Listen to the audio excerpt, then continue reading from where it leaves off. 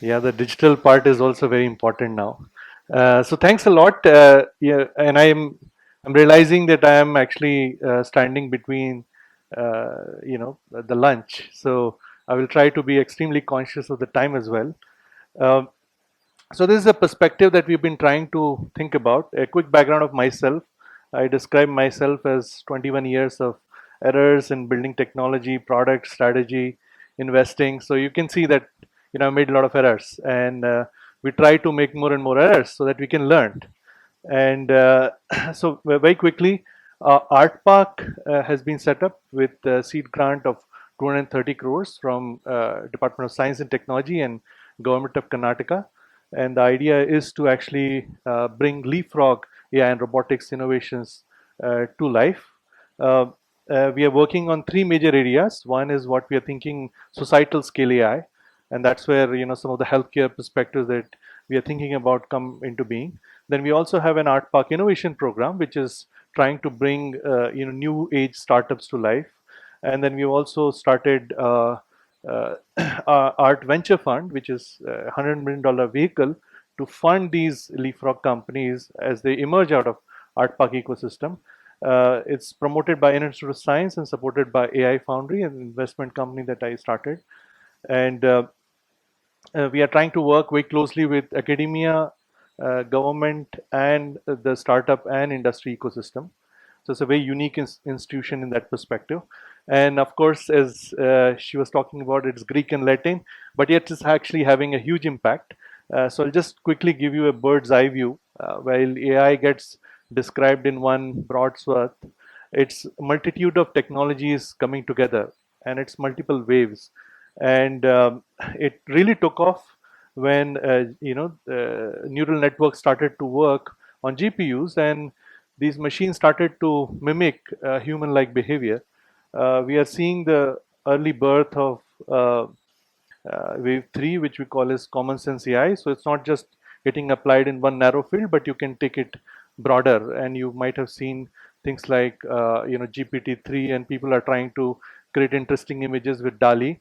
I'll not bore you with that, but what I'll tell you is the broad perspective with which the technology is moving. So you see, if you look at 1975, that was the peak of the industrial economy. The tangible assets was 5 times of the intangible one. By 2005, when the knowledge economy started to gain, it completely flipped. So the intangible became a much larger part. And by 2030 and 2047, we are going to have an intangible part of the economy which is going to be, almost 10x of the tangible one. And it's a massive change. And that's why it's important to understand by 2030, we will be having 7.5 billion human beings connected with 30 billion machines around them, which are also going to be intelligent in nature. And it's very important that whatever system that we are thinking of in future has to take advantage of the data and the intelligence gathering capability of these machines as well. And that is where we've been looking at what could emerge in future. And of course, all of this data connecting with multiple intelligent machines is going to throw up a change which is exponential in nature. And modern medicine finally started to talk about personalized medicine, but I feel it's not going to be a pill, but it's going to be a system. And when we think about it as a system, it actually compares very well to what we've been thinking about or talking about in Ayurveda. And that is where it's important to also look at the economic perspective, right? So if you look at, and this is a data from New York Times that I pulled up. If you look at 14% of the GDP going into healthcare is fundamentally unsustainable. And that's a very important perspective, because whatever system that we are thinking about by 2047, also, apart from it being effective and efficient, it also has to be economically sustainable. And that is where, if we are thinking, so today, if you look at the current model, is you have primary, secondary, and lot of focus is on tertiary, because most of the health intervention is happening in a crisis model, right? I have a heart attack now, I have to get a massive intervention done, right? Or I have a stroke, I have to get a massive intervention done. Instead of that, if we shift the focus on well-being, prevention at scale, and that is a model that will work very well with India. And If I look at the history of Ayurveda, that is the model that has worked for a long time. So we have to think in terms of well-being, prevention at scale, early diagnosis by AI, biomarkers. We need to take a look at all of that, care workflow and follow-up. And they are much, much more smaller. So if I look at the future of healthcare, it's not building more hospitals, but it's going to be healthcare being everywhere. And this is where, for well-being, we need to think from a holistic perspective. What do I mean by that? And this is where we need to think from nutrition. We need to think about physical health. We need to think about environmental health, mental health, spiritual health, financial health, all of these aspects put together. And when we look at holistic in this deep way, and we've been Dr.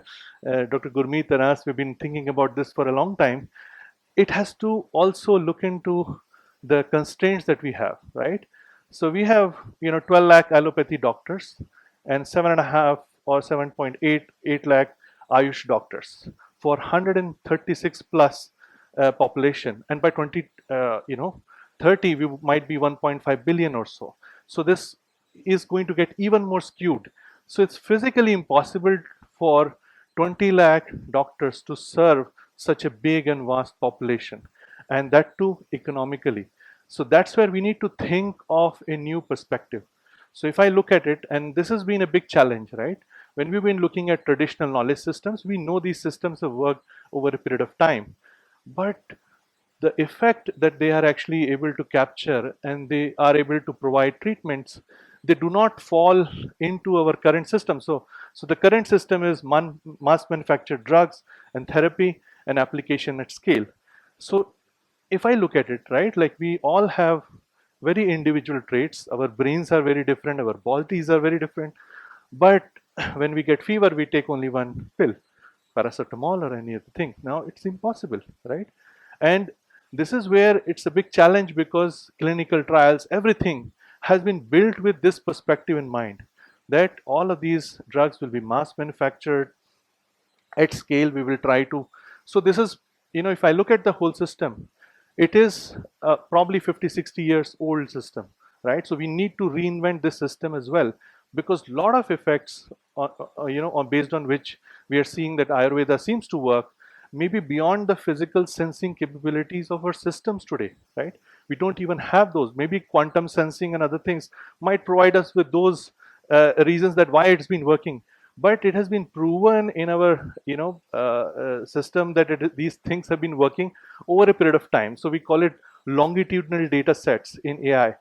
So if these longitudinal data sets are proving comprehensively that something is working, it's not that these things are pseudoscience, but we don't have the sensing capability to properly understand them. So it's important to model them and then look at, okay, what can we derive in future? And that is where one of the things that we've been thinking about is that, can we bring in, because the cost of sensors is coming down massively, right? I mean, I was actually reading about these ring that is available, and a lot of my friends are now using this ring to monitor their sleep, because sleep is a great indicator of health nowadays, right? Something that has been known to Ayurveda for a long period of time. Now people are, I mean, I'm wearing a watch and I'm actually also doing a lot of experiments with it. A lot of us actually have phones around us. So we are now capable of capturing a lot more data. And can we think about, this lot of this integrative approach merged with data and Ayurveda. So we already have a great foundation in terms of Ayurveda. Can we bring in the modern approaches in terms of capturing more data, figuring out what is it that we are doing, which is working, which is not working, and we can do that at scale. And that is where it's very, very important to understand. In fact, the mind-body approach, the whole approach that we're talking about. And yesterday I was actually at Nimhans, and we were actually having this conference on man-machine interface. And one of the things that really stood out, because he was from psychiatry background, and he said that, and this corroborates my experience as well, that uh, the modern medicine, so-called, completely breaks down with neurological disorders, because brain is very, very unique, right? We have two eyes. Even those eyes are very unique. That's why each one's cornea is different. Our ears are different. Our touch, everything is different, right? So the data that is going into the brain is different.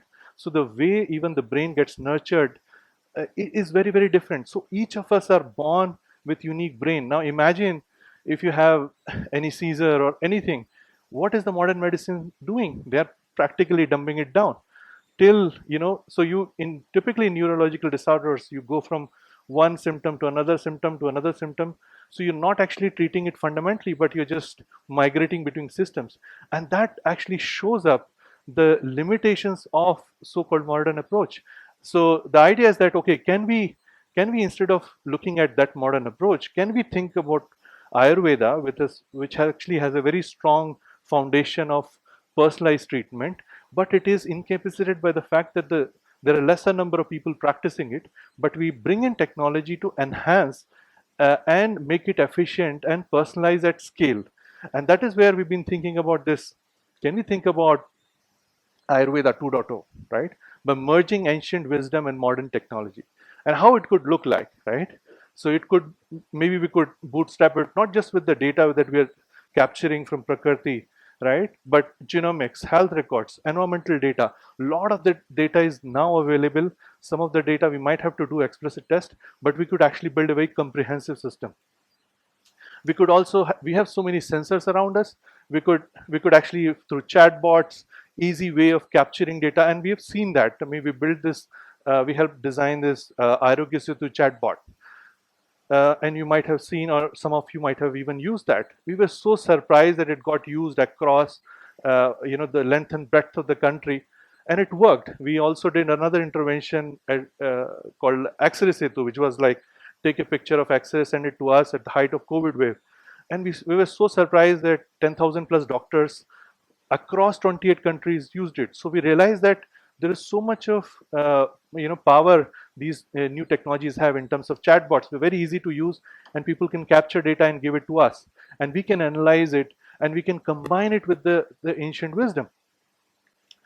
So this is where we feel that if we can build this loop where we are actually capturing all of this data coupled with the foundation of Ayurveda, we can actually, and we throw it open to the community of users and the practitioners. So imagine that your Ayurveda doctor actually has access to a lot of this information, and in addition to the other things that they are capturing, they would be able to actually provide you with a lot more help.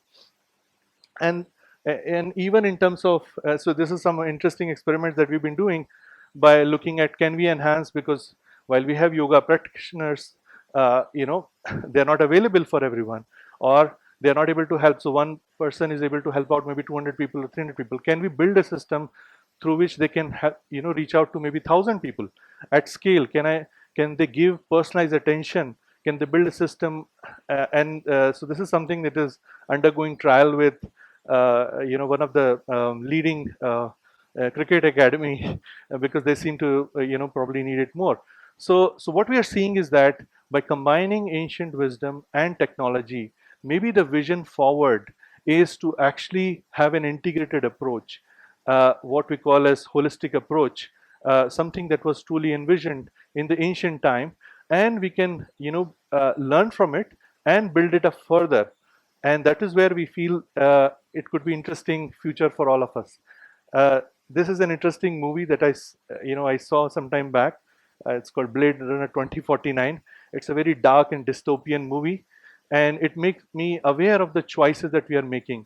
So I think when we are designing healthcare system of a future, interventions for future, the major part is the accessibility, right? Are we really able to make healthcare accessible to everyone? If not, then we will be actually creating a society of haves and have nots. And during this COVID times, we actually all have learned very painfully that you might be healthy, but if your maid is not healthy, if the person that you are driving in the car with is not healthy, it is going to come back. And this is something that the ancient wisdom of Ayurveda also talks about, that healthcare is for everyone. With that thought, I will leave you for the lunch. Thank you.